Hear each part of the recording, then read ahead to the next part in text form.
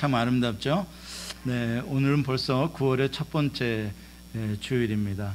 어젯밤에는 좀 쌀쌀했어요. 그래서 조금 더 두꺼운 이불을 덮고 잘 걸 하는 후회를 아침에 했습니다. 이제 하늘도 높아지고 파래지고 시원한 바람이 아주 무더운 더위를 몰아내고 있습니다. 아주 좋은 계절이 오고 있습니다. 특별히 오늘은 노동절 연휴 기간이라서 제가 보니까 우리 성도님들 한 절반 정도는 어디 여행을 가신 것 같아요. 그러고도 이렇게 많이 계신 거 보면 우리가 아주 참 큰 교회인 것 같아요. 아무튼 3일 동안에 여러분들 이 연휴 동안 좀 잘 쉬시고 또 이제 앞으로 연말까지 또 부지런히 우리가 달려가야 되니까 그동안 여름에 지쳤던 몸과 마음을 회복하고 새로운 힘으로 충전되시기를 바랍니다. 오늘 우리가 읽은 본문이 로마서인데 로마서를 크게 두 개의 파트로 나누어서 볼 수가 있습니다. 1장부터 11장까지 첫 번째 파트인데 그것은 복음에 대한 소개입니다. 그래서 사람이 자기의 행위의 의로 구원을 얻는 것이 아니라 모든 인간은 죽을 수밖에 없는 죄인인데 예수 그리스도의 십자가의 대속의 공로와 그 은혜를 믿음으로서만 구원을 얻는다라는 복음에 대해서 첫 번째 파트가 기록이 됩니다. 그리고 이제 오늘 우리가 읽은 로마서 12장 1절로부터 시작해서 15장 13절까지가 두 번째 파트인데 이제 그 복음으로 born again이 된 그리스도인이 이 세상에서 어떻게 살아가야 하는지 그 삶에 대해서 설명을 해주고 있는 것이 두 번째 파트입니다. 그렇다면 바울이 제시하고 있는 이 12장 1절부터 15장 13절까지 이 두 번째 파트 그리스도인의 삶에 있어서의 중심 주제는 무엇일까? 바울이 강조하고 있는 그리스도인의 삶에 있어서의 중요한 포인트는 무엇일까? 그것은 바로 relationship, 관계입니다. 그래서 그 12장 1절부터 15장 13절까지의 내용을 쭉 읽어보면 그리스도인들이 이 땅에서 살면서 관계를 맺는 대상 약 8종류의 대상을 두고 그것들과 우리가 어떠한 관계 속에 살아야 할 것인가에 대해서 사도 바울이 설명을 합니다. 그러고 보면 로마서에서 아주 중요한 단어 두 개를 우리가 찾아낸다면 첫 번째 파트에서는 복음이요, 두 번째 파트에서는 복음으로 구원받은 자들의 삶, 곧 관계, 복음과 관계로 로마서는 기록이 되어 있다라고 우리가 볼 수가 있습니다. 그것은 또한 성경을 관통하고 있는 아주 중요한 중심 주제의 진리이기도 합니다.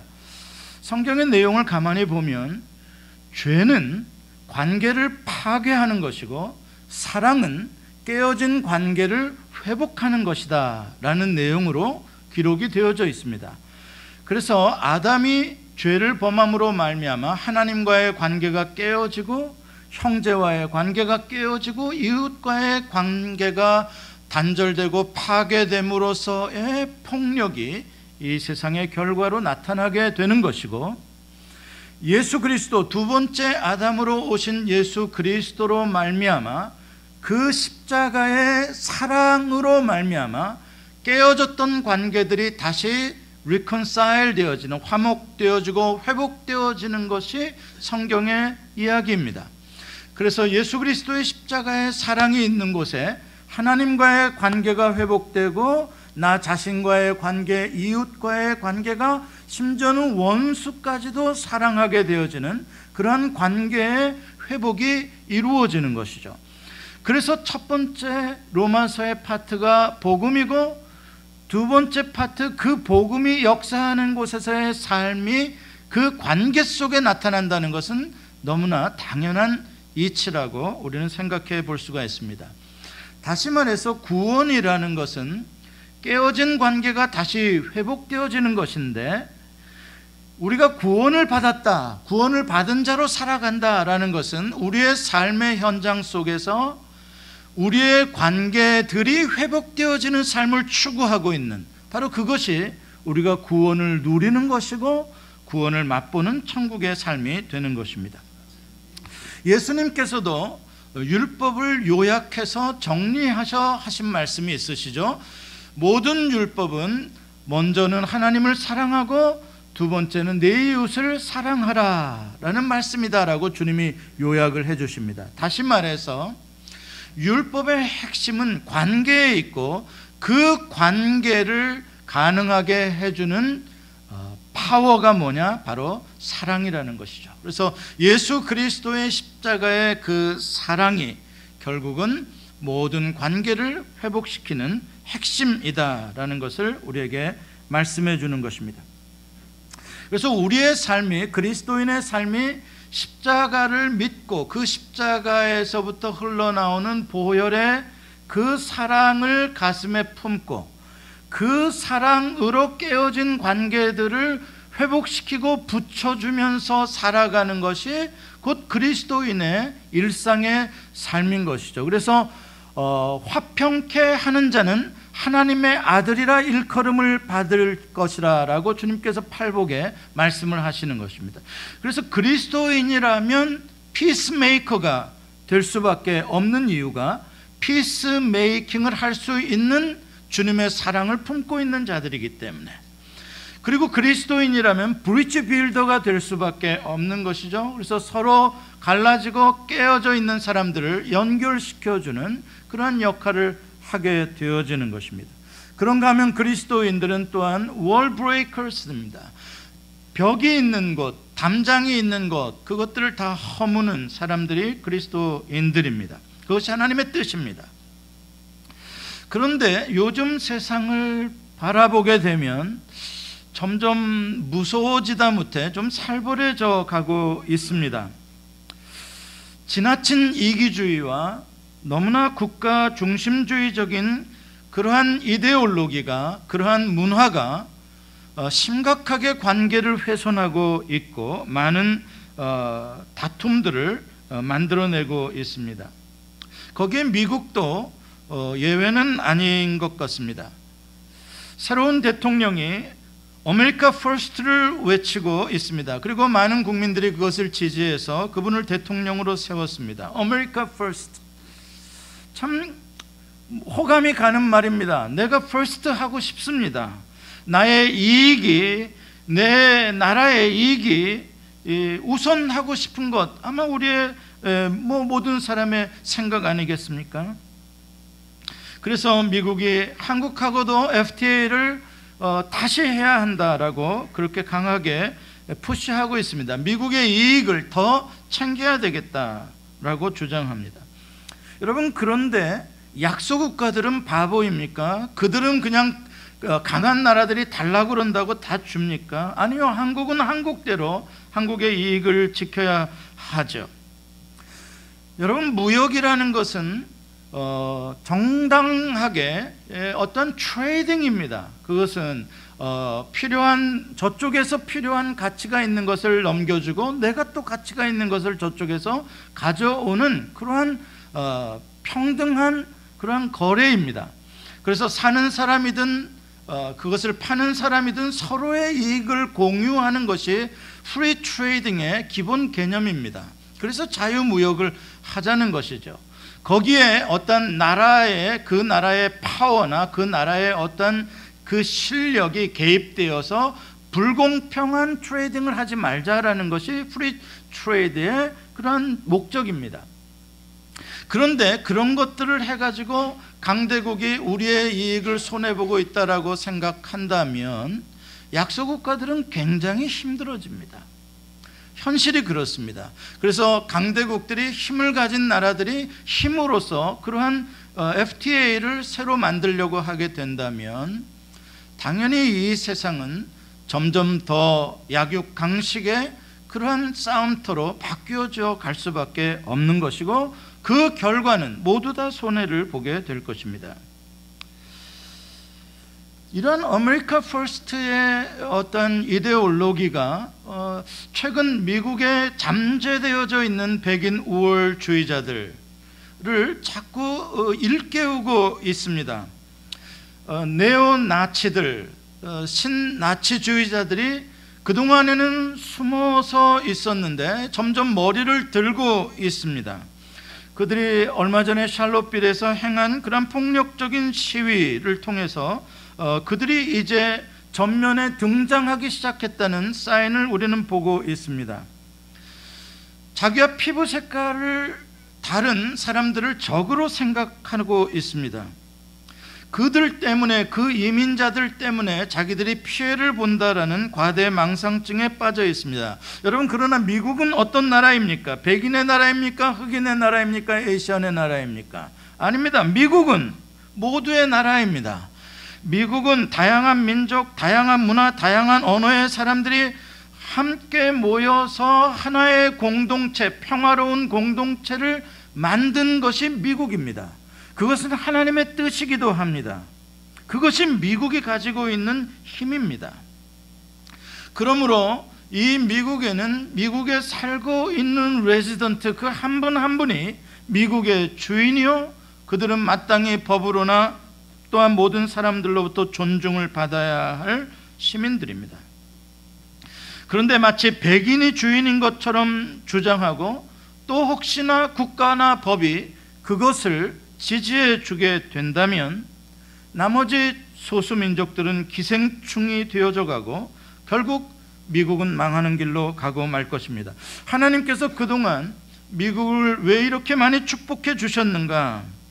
그것은 미국의 헌법과 미국이 세워지는 그 초창기에 가지고 있었던 신앙 정신에 있었다라고 저는 생각합니다. 하나님의 뜻을 그래도 우선으로 생각할 줄 아는 나라였기 때문에 하나님이 축복해 주셨습니다.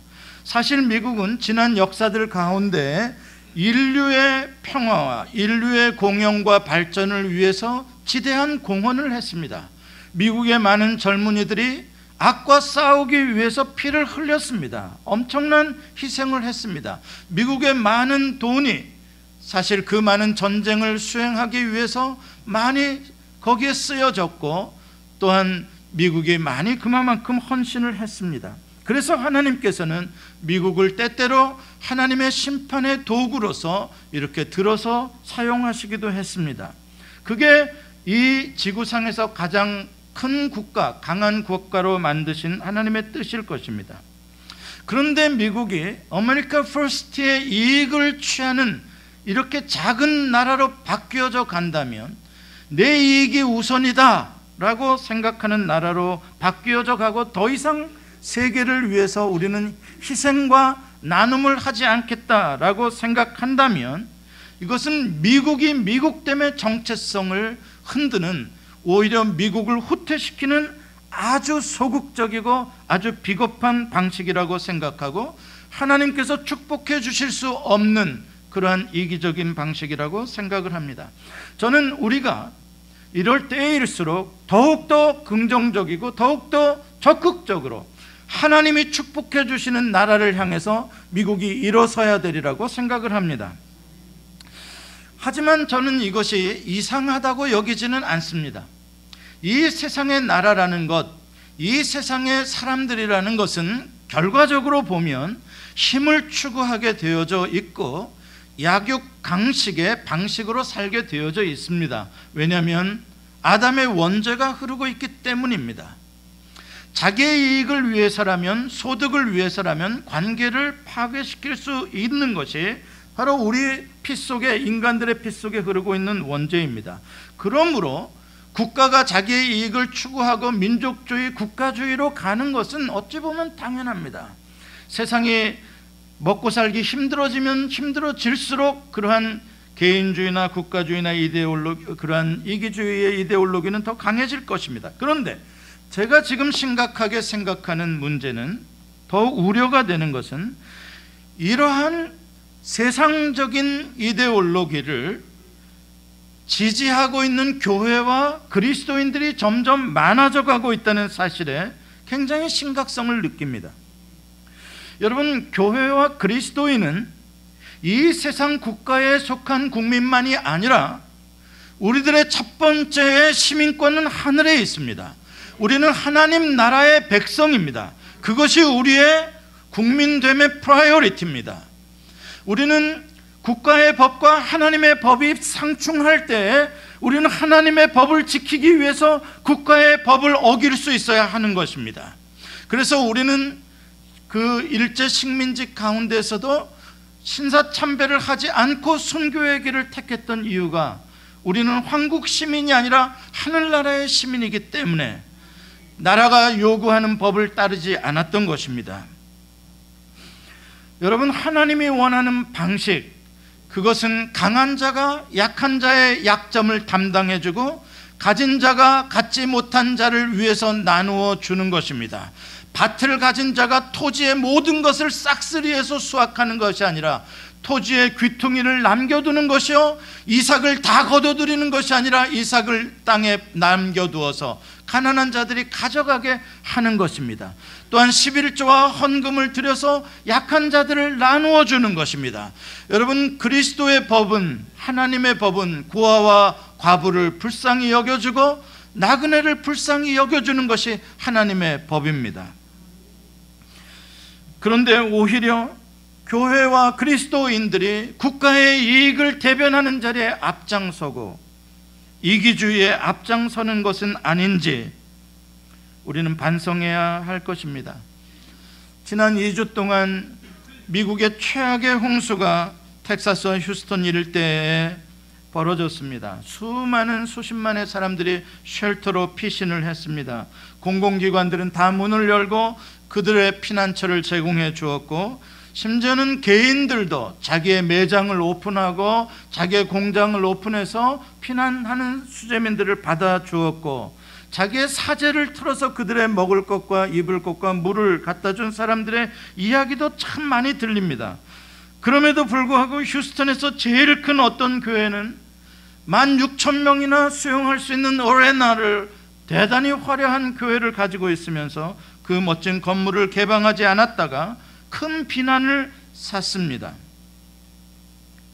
저는 이러한 모습들 가운데 오늘의 말씀을 읽으면서 제 마음속에 아주 참 극복할 수 없는 어떤 괴리감을 느낍니다. 성경 말씀 한 절 한 절은 9절부터 21절까지 너무나 아름다운 시 한 편을 읽는 것 같습니다.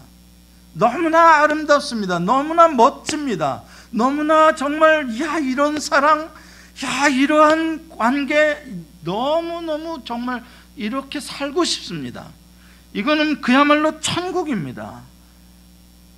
그런데 우리의 삶의 현장을 바라보게 되면 이 말씀과는 너무나 거리가 멀게 느껴지는 것입니다.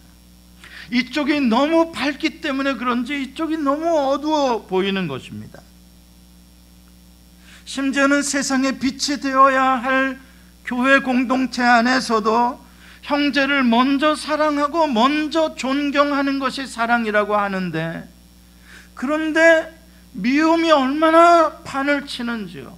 조금만 서운한 소리를 해도 그냥 그것 때문에 상처를 입고 믿음에서 흔들흔들 거리고 너무 연약합니다. 너무나 관계가 연약해요. 그리스도의 십자가의 사랑을 맛보고 나누는 공동체 치고는 무슨 이 사랑의 접착력이 이렇게 약하고 불안한지 모르겠습니다. 표정만 한번 잘못 쪄도 그냥 관계가 뚝뚝 떨어질랑 말랑합니다. 도대체 뭘로 붙여놨기 때문에 이러는지 모르겠습니다. 주님을 열심히 섬겨라고 하고 있지만 우리는 나 먹고 살기 바쁘다는 이유로 주님을 열심히 섬기질 않습니다. 환난 중에 참으라고 하지만 우리는 점점 참을성이 없어져 갑니다. 왜 나만 참아야 해? 라고 말합니다. 기도에 항상 힘써라고 말하지만 기도할 시간은 점점 줄어들어 가고 있습니다. 나누고 베풀고 대접하라고 하지만 내가 먼저 대접받기를 원합니다. 즐거워하는 자들과 함께 즐거워하고 우는 자들과 함께 울라고 말씀하는데 즐거워하는 자들을 시기하고 우는 자들은 보기 싫다고 내 앞에서 울지 말라고 합니다. 선으로 악을 갚으라고 하는데 우리는 악을 악으로 갚기에 빠릅니다. 모든 사람과 더불어 할 수 있거든 화목하라고 말씀하는데 살면 살수록 점점 많은 사람들과 상처를 주고 다투고 이별하고 헤어지는 일이 많아집니다. 왜 그럴까요? 왜 그럴까요? 세상 사람들이야 아담의 원죄 가운데 있으니까 죄악의 지배 아래 살아가니까 관계가 깨어지는 것이 당연하다고 하겠지만, 그래도 예수 그리스도의 십자가의 사랑을 믿고 알고 그 사랑을 받아 본 어게인 했다는 그리스도인들이 왜 세상 사람들의 삶의 이 방식과 별반 다르지 않게 살아가고 있느냐는 것입니다. 아니, 오히려 세상 사람들은 소주 한 잔 마시고 다시 악수하고 화해할 일을 그리스도인들은 끝까지 마트에서도 못 본 척해야 하고 끝까지 그렇게 살아야 하는지 모르겠습니다. 왜 그럴까요? 거기에 정말 많은 생각들이 오갑니다. 물론 개인의 연약함도 있을 것입니다. 그렇게 이론적으로 되지 않는 것 많이 있습니다. 저는 크게 두 가지의 이유를 여러분들과 함께 오늘 나누어 보려고 합니다. 첫 번째 이유는 현실적인 이유입니다. 그것은 악의 존재가 너무나 강력하다는 사실 때문입니다.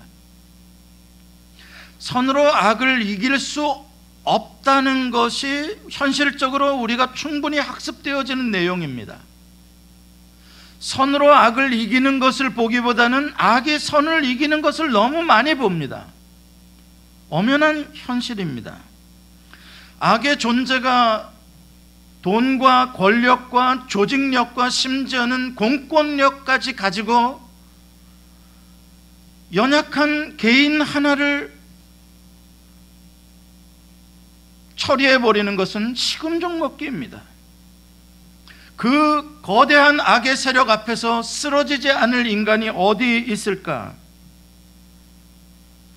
아무런 죄를 짓지 않았어도 어느 날 갑자기 죄인이 되어질 수 있습니다. 아무런 잘못이 없는데 어느 날 갑자기 자살했다고 신문 광고에 나올 수도 있습니다. 아무런 잘못도 없는데 시체도 찾을 수 없는 실종자가 될 수 있습니다.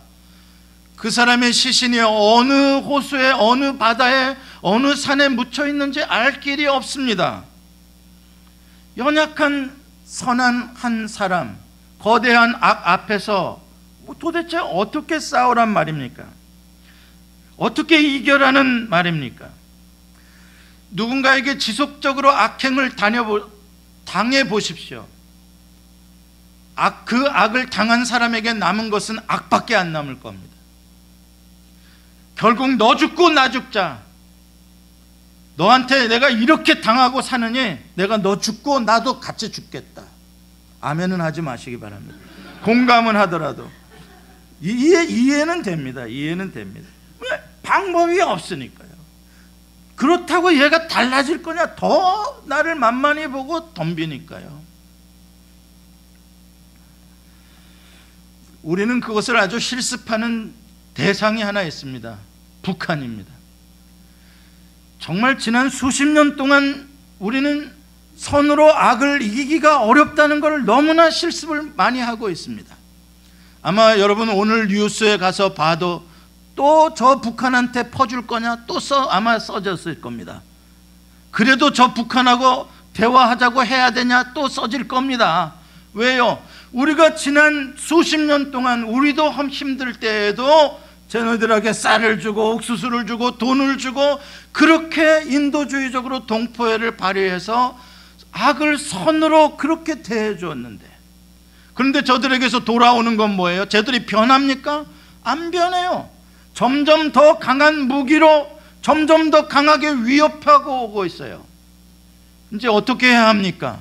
그래도 쌀 줘야 됩니까? 그래도 저 사람들에게 원조를 해 줘야 됩니까?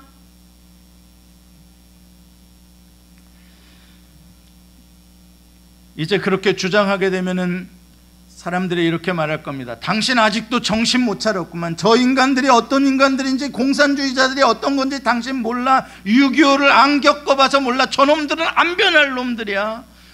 저놈들은 이제 서울에다 폭탄을 터뜨릴 놈들이야. 그때 가서 후회하지 말고 저놈들은 아주 이 목줄을 잡아줘야 돼.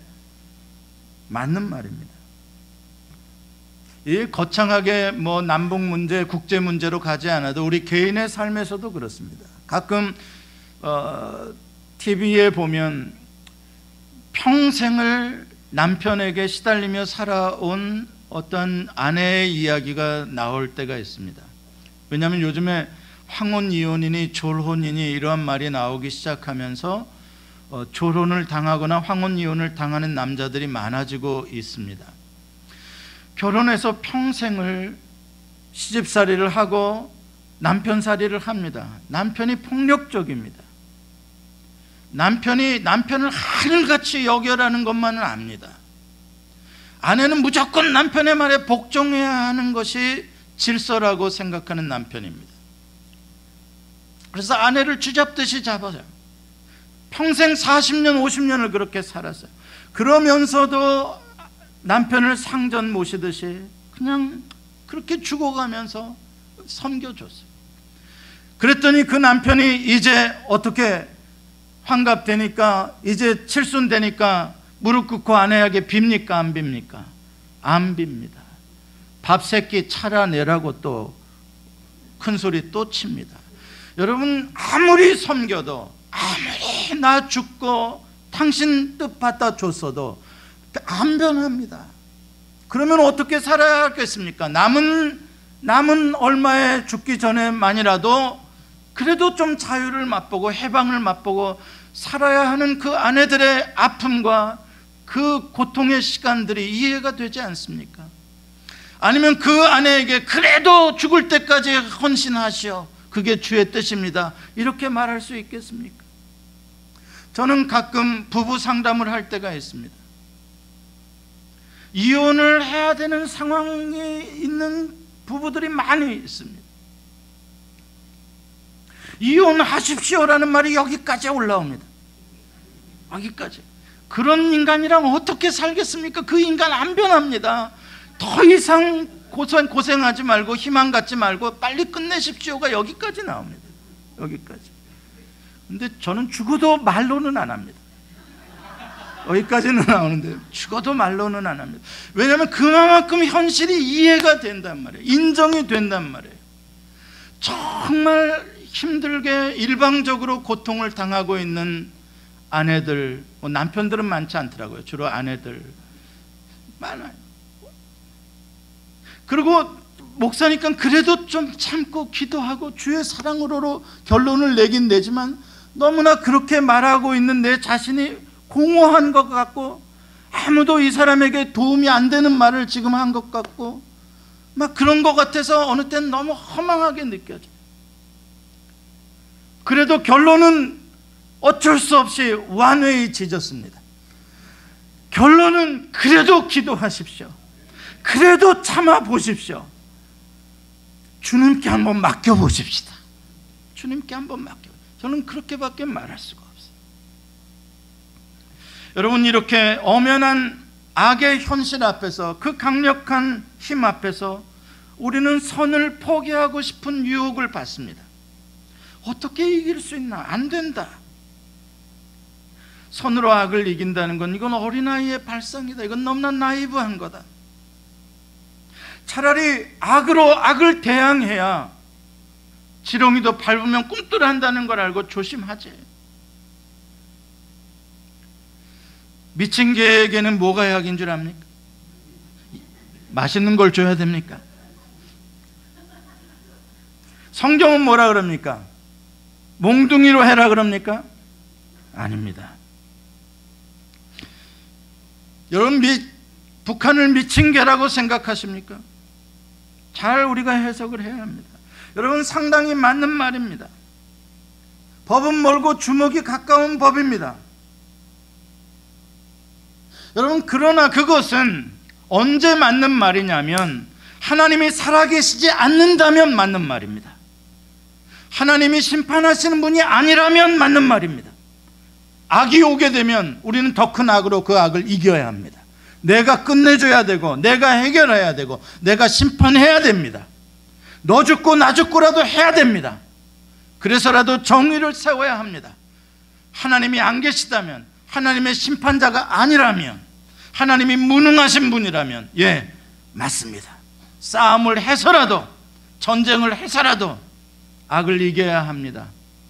여러분, 그러나 하나님이 살아계시다면, 하나님이 심판자시라면, 원수 갚는 것은 내게 있다라고 하나님이 말씀하시고, 하나님이 이 모든 악의 실체를 아시고 나의 선함을 아신다면 누가 승리하게 하시겠습니까? 하나님이 승리하게 하십니다. 우리는 최종적인 하나님의 역사와 하나님의 주권과 하나님의 이기게 하심을 믿는 사람들인 것입니다. 그래서 우리는 하나님의 말씀에 따르려고 하는 것입니다. 선으로 악을 이기기 포기하는 두 번째 이유는 사랑의 힘이 부족하기 때문입니다. 선으로 악을 이길 수 있으려면 파워가 있어야 합니다. 그 악을 오버웰름, 그 악을 우리가 덮쳐버릴 수 있을 만큼의 파워가 있어야 그 악을 이길 수가 있는, 그러면 악을 이길 수 있는 그 선함이 가지고 있는 파워라는 게 뭐냐? 그게 더 power of love, 사랑의 힘인 것입니다. 선 속에 담겨져 있는 사랑의 힘이 죽음보다 강한, 이 세상의 모든 힘을 가지고 있는 실체들보다 가장 강한 힘을 가지고 있는 게 사랑의 힘입니다. 믿으십니까? 사랑의 힘보다 강한 것은 없습니다. 아가서에도 사랑은 죽음보다 강하다고 말씀합니다. 여러분, 우리가 믿는 십자가는 선으로 악을 이긴다는 사실을 증명한 것이 십자가입니다. 그러므로 여러분들이 십자가의 예수 그리스도를 믿는다는 것은 어떤 진리를 믿느냐면 선이 악을 이긴다라는 진리를 믿는 것입니다. 그러니까 우리 그리스도인들은 선이 악을 이긴다라는 진리를 믿고 그 진리를 실천하며 사는 사람들이 십자가의 사랑을 믿는 사람들입니다. 예수님의 십자가는 겉으로 보면 무력한 것입니다. 계란으로 바위 치는 것입니다. 33살밖에 안 되는 갈릴리의 청년이 그 어찌 수백 년간 조직화되어진 머리 좋은 유대인 종교 지도자들의 그 계책을 이길 수 있겠습니까? 그들의 그 종교적인 파워와 권위를 어떻게 깨뜨릴 수 있겠습니까? 로마 제국의 그 힘을 이 홀몸에 벌거벗은 유대 청년이 어떻게 저항해 볼 수 있겠습니까? 지지요, 뺨을 맞지요, 침뱉음을 당하지요, 조롱을 당하지요. 야, 너가 힘 있으면 십자가에서 한번 내려와 봐라, 너 혼자라도 한번 살아봐라, 남을 살린다고 큰소리치지 말고. 예, 못합니다, 못 박힙니다, 꼼짝도 못합니다. 그게 현실에서 육체적으로 보여주고 있는 예수님의 십자가입니다. 선으로 악을 이길 수 없습니다. 여러분, 그러나 십자가의 이야기는 거기서 끝나질 않습니다. 진 것 같습니다. 끝난 것 같습니다. 무덤에다 장사해서 다 잊혀진 것 같습니다. 그러나 그것이 끝이 아니라 무덤 문이 열립니다. 주님이 다시 사십니다. 그리고 주님은 만왕의 왕이 되십니다. 로마 제국도 정복합니다. 사자의 밥이 되었던 그 무력했던 그리스도인들이 로마를 이깁니다. 여러분, 선으로 악을 이긴다는 가장 강력한 확증의 방식이 바로 십자가입니다. 우리는 그것을 믿습니다. 어떻게 그렇게 무력하고 약하기 짝이 없는, 겉으로 보기에는 그 선이 그 강한 악의 힘을 이깁니까? 도대체 그 속에서 십자가에서 무슨 파워가 나온 것입니까? 그게 바로 사랑의 힘이라는 것입니다. 사랑의 힘입니다. 그 안에 사랑이 들어있었기 때문에 그 무시무시한 사랑의 힘이 모든 수억 년간의 죄악의 모든 힘을 이기고, 마귀의 힘을 이기고, 죽음의 힘을 이기고, 인간의 종교의 어떠한 가식과 이 세상 나라의 힘을 다 이기는 것입니다. 그 사랑이 이기는 것입니다. 지금도 예수 그리스도의 그 십자가의 사랑을 품은 사람들은 세상을 이깁니다. 세상이 그 한 사람을 못 이깁니다. 일본 제국이 주기철 목사님 한 명을 못 이깁니다. 못 이깁니다. 손양원 목사님 자기 아들을 죽인 원수들을, 공산주의자들을 자기의 양아들로 삼았습니다. 그래서 손양원 목사님의 별명이 사랑의 원자탄입니다. 사랑의 핵폭탄이라는 말입니다. 그렇습니다. 복음은 사랑의 핵폭탄입니다. 그 사랑의 핵폭탄을 가지고 있는 그리스도인 한 명 한 명은 세상을 이길 수 있는 힘을 가진 자들입니다. 절대 그리스도인 한 명은 약한 자들이 아닙니다. 마이너리티가 아닙니다. 그리스도인 한 명, 세상을 뒤집어 놓을 수 있는 사람들입니다. 여러분, 수많은 지금도 지구촌의 삶의 현장 속에서 십자가의 사랑 하나 품고 간 혈혈단신의 선교사님들이 그 마을을, 그 도시를, 그 나라를 얼마나 바꾸어 놓고 있는지 우리는 수많은 증거를 가지고 있습니다. 우리의 문제는 무엇입니까? 오늘날 그리스도인들의 가장 심각한 문제는 돈이 없음도 아니요, 숫자가 부족함도 아니요, 우리 그리스도인들의 가장 심각한 문제는 십자가의 사랑이 약해져 가고 있다는 것입니다. 그 십자가의 사랑의 파워가 약해져 가고 있어요. 날마다 십자가의 사랑의 파워를 하나님으로부터, 파이프로부터 공급을 받아서 늘 십자가의 그 보혈의 사랑이 출렁출렁 내 안에서 넘쳐야 세상도 이기고 악도 이기고 나도 이기고 이길 수 있는데, 그 사랑이 바닥을 헤매고 있다 보니까 능력이 없는 겁니다. 능력이 없다 보니까 세상 사람들처럼 돈이 능력인 줄 알고, 국가의 힘이 능력인 줄 알고, 군사력이 능력인 줄 알고, 똑같이 세상 사람들이 움직이는 기준으로 같이 움직이고 있는 것입니다. 우리는 빨리 십자가의 사랑을 회복해야 합니다. 그것이 우리의 기도가 되어야 됩니다. 나에게 십자가의 사랑의 능력으로 채워주옵소서. 쉰들러 리스트라는 영화가 만들어져서 많은 사람들에게 감동을 주었습니다.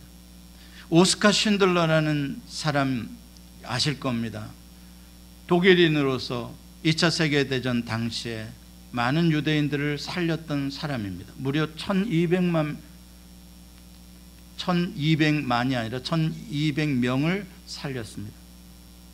그 사람은 원래 그러한 박애주의자도 아니요, 그러한 대단한 이념을 가진 사람이 아니었습니다. 그 사람은 진짜 나치당 당원이고 아주 기회주의자고, 그래서 나치에 협력해서 그 힘으로 자기 사업을 일으켜서 돈을 벌려고 생각했던 그런 좀 파렴치한 그런 사람이었습니다.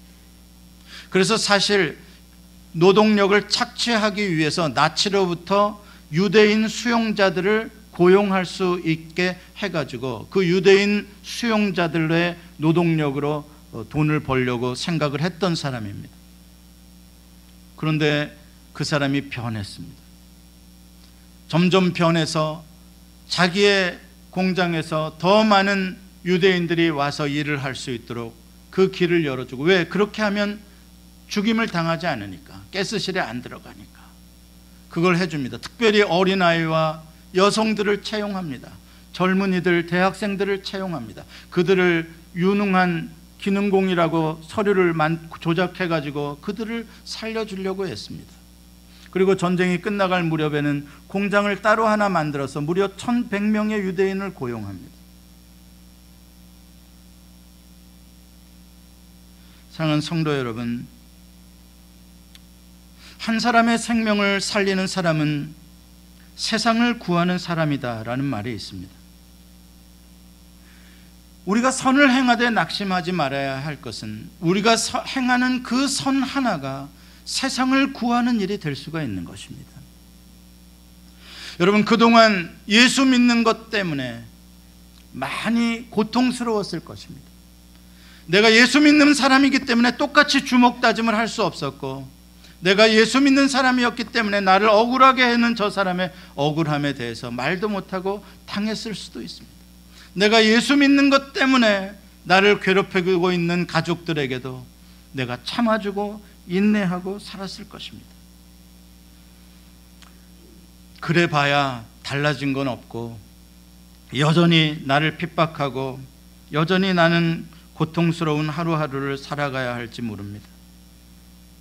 예, 그렇습니다. 선으로 악을 이기는 것은 굉장히 로맨틱한 멋진 일이 아닙니다.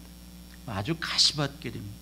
선으로 악을 이기는 과정 하나하나는 그냥 십자가의 골고다 길입니다. 힘든 겁니다. 예수님이 그걸 보여주셨잖아요. 십자가는 선으로 악을 이기는 길인데 그 걸어가는 길이 결코 화려한 길이 아니에요. 고통스러운 길이에요. 어느 때는 내가 진짜 십자가에서 죽어야 끝날지 모릅니다. 사랑하는 성도 여러분, 그러나 그 길 끝에는 반드시 승리가 기다리고 있습니다. 그러나 그것이 우리 그리스도인들이 살아야 하는 방식입니다. 주님이 그 길을 가셨기에, 십자가에 달리신 주님이 이 세상에 가장 행복하신 분이기에, 우리가 추구하는 행복은 끝까지 선을 행하는 행복을 우리는 추구해야 합니다. 비록 그 과정에서 아플지라도, 참아야 하는 아픔과 괴로움이 있을지라도, 그리고 저 인간이 변하지 않을 거라는 의심이 있을지라도, 그래도 끝까지 그 길을 가시기를 바랍니다. 기도하시겠습니다. 주님의 은혜를 감사합니다. 우리에게 십자가의 그 놀라운 사랑을 가르쳐 주시고, 그 보혈의 사랑으로 우리의 심령을 채워 주셔서 환경도 이기고 어려움도 이기고 모든 것을 이기며 관계를 회복하고 관계를 세워가는 삶을 살게 해 주옵소서. 예수님의 이름으로 기도합니다. 아멘.